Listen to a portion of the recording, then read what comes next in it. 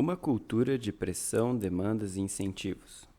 Em 1973, dois professores de psicologia da Universidade de Princeton, John M. Darley e C. Daniel Batson, conduziram um experimento para compreender melhor como variáveis situacionais podem afetar a ética e, mais especificamente, como a pressão impacta nossa vontade de ajudar alguém que está sofrendo. Eles pediram a um grupo de seminaristas que atravessassem o campus para dar uma palestra sobre a história do bom samaritano. O bom samaritano é uma parábola do Novo Testamento, no qual um samaritano, indo de Jericó para Jerusalém, é a única pessoa que se detém para prestar ajuda a um homem que foi espancado, roubado e deixado à beira da estrada. Para recriar a cena, os professores contrataram um ator para ficar caído numa viela como se tivesse sido assaltado ou ferido. Os estudantes teriam que passar por ele ao cruzar o campus. O experimento foi feito com um grupo diferente de estudantes de cada vez, e os professores faziam pressão para ver como isso afetava seu comportamento. Um grupo sofria muita pressão para se apressar pelo trajeto pelo campus. Você está atrasado, diziam os experimentadores a cada membro. Eles já estão esperando você há vários minutos. É melhor se apressar. O assistente deve estar esperando. Só deve levar 1 minuto para você chegar lá. Um segundo grupo sofreu uma pressão mediana. O assistente está pronto para receber você, então é melhor já ir para lá. E o último grupo era levemente pressionado. Ainda restam alguns minutos para eles estarem preparados para você, mas já pode ir andando, se tiver que esperar, não será muito tempo. Quando a pressão era baixa, 63% dos estudantes pararam para ajudar o homem ferido. Com pressão mediana, 45% pararam para lhe dar assistência. E sob muita pressão, apenas 10% dos estudantes pararam para ajudar alguém em aparente dificuldade. Alguns até passaram por cima dele. A conclusão era insofismável. Os estudantes eram pessoas boas que davam importância ao ato de ajudar o próximo. Estavam estudando para serem padres, pelo amor de Deus. No entanto, quando ficavam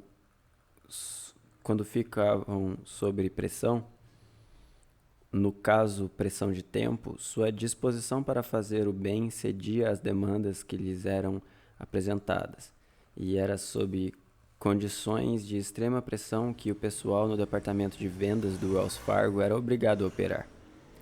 Aliado ao fato de haver muitas repercussões positivas para aqueles que fossem capazes de alcançar as metas independentemente de como tivessem conseguido isso, havia também um sentimento de medo naqueles que não conseguiam. Alguns trabalhadores se lembram de terem sido solicitados a vender algo entre 8 e 20 produtos diferentes por dia. E quando não atingiam as metas, eram repreendidos pelos gerentes. Uma funcionária lembra-se de seu gerente ter dito: se você não bater suas metas, não estará trabalhando em equipe. E se prejudicar sua equipe, será despedida. E isso permanecerá no seu histórico. Ela disse a seus supervisores que percebeu não haver uma maneira ética com a qual pudesse satisfazer suas expectativas e entrou em contato com o RH diversas vezes, de forma anônima, para fazer a denúncia. Esse é o tipo de resposta que esperaríamos ou gostaríamos de receber de um funcionário quando há evidência de falta de ética numa grande organização.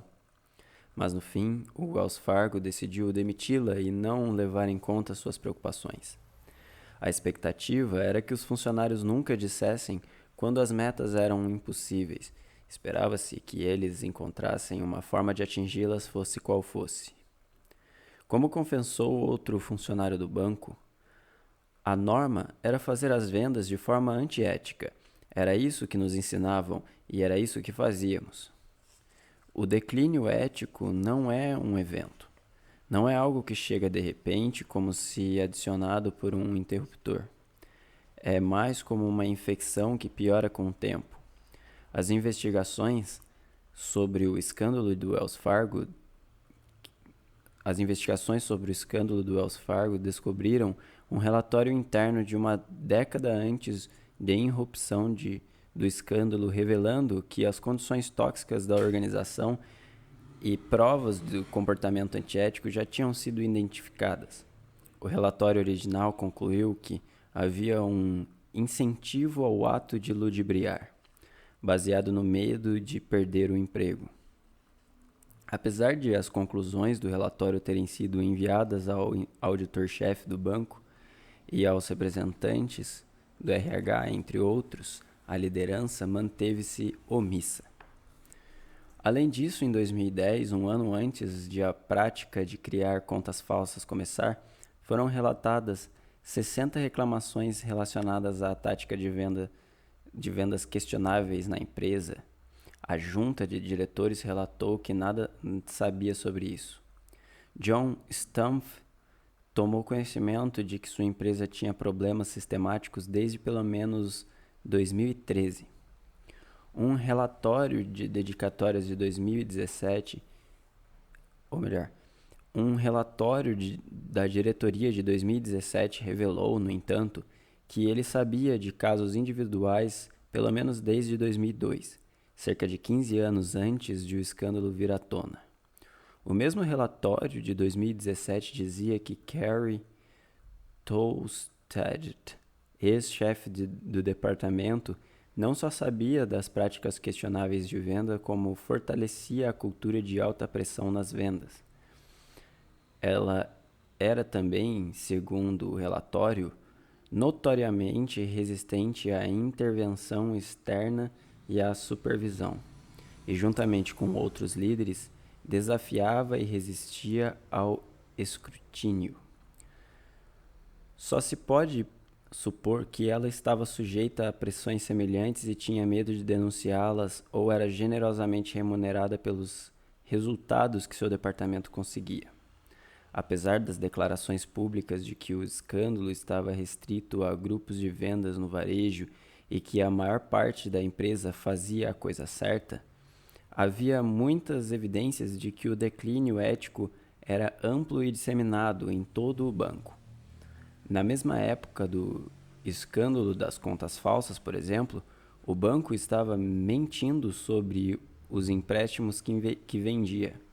Em 2018, o Wells Fargo foi multado em 2,09 bilhões de dólares para resolver essa questão. A divisão de seguros de automóveis do banco concordou também em devolver 80 milhões de dólares a clientes por ter vendido seguros automotivos que eles não tinham solicitado. A divisão do atacado, o grupo de Tim Sloan, dirigiu antes de a divisão do atacado, o grupo que Tim Sloan dirigiu antes de substituir John Stumpf como CEO, foi investigada por outros lapsos éticos que podem ter incluído lavagem de dinheiro. Posteriormente, o Wells Fargo admitiu a responsabilidade de ter aberto esses milhões de contas falsas e foi multado num total de 185 milhões de dólares. Desconsiderando o constrangimento temporário e o impacto a curto prazo no valor de suas ações, a punição recebida não passou de um puxão de orelha.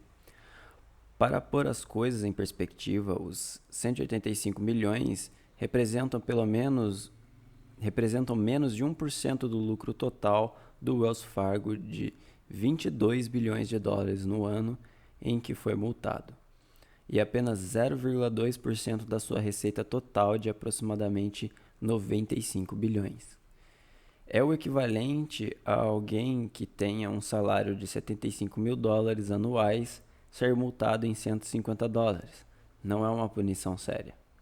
Nenhum dos líderes do banco foi considerado responsável por perpetuar uma cultura que incentivava seus funcionários a cometerem fraude, o que é crime.